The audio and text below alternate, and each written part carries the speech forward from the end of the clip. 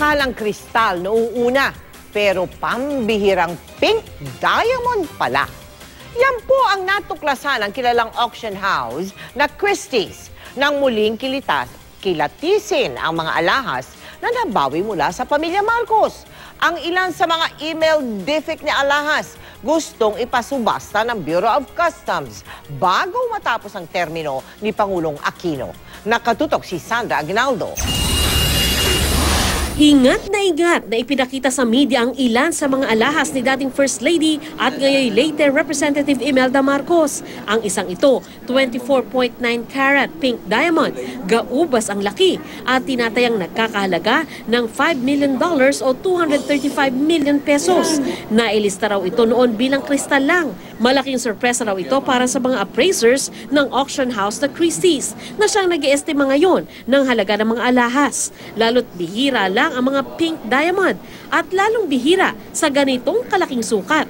And it's an old Indian cut from the 18th century. Very rare cut and super rare that it's pink and almost flawless. Ang pink diamond mula sa Hawaii Collection o alahas na dinala ng pamilya Marcos sa Hawaii pero kinumpiska ng US Customs. Nasa pangangasiwa ito ng PCGG o Presidential Commission on Good Government pero nakatabi sa Bangko Sentral.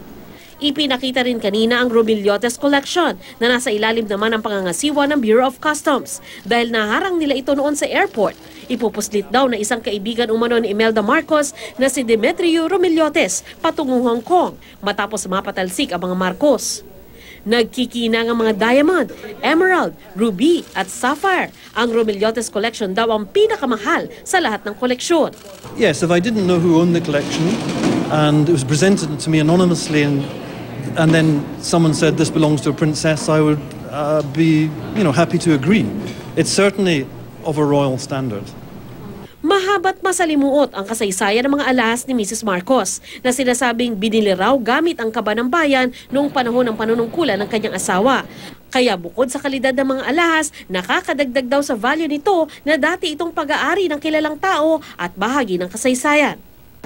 Ang nangyayari ngayon, ina-appraise ng mga representatives ng Christie's yung alahas para malaman yung value. Pero hindi daw nangangahulugan ito na isusubasta na nga yung mga alahas dahil pwede raw munang pag-aralan kung i-auction ba ito o kaya i-display halimbawa sa museum para makita ng publiko.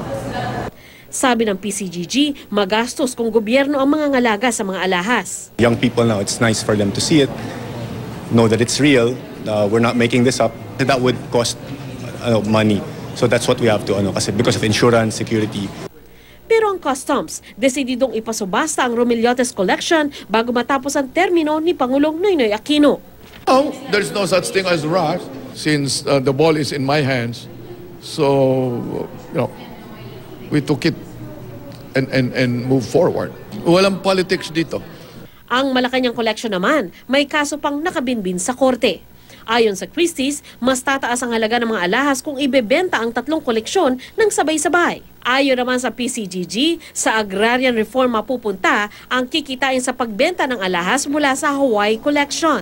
Sa National Treasury naman mapupunta ang kikitain ng customs mula sa Romiliotes Collection. Sandra Aguinaldo, Nakatutok, 24 Oras.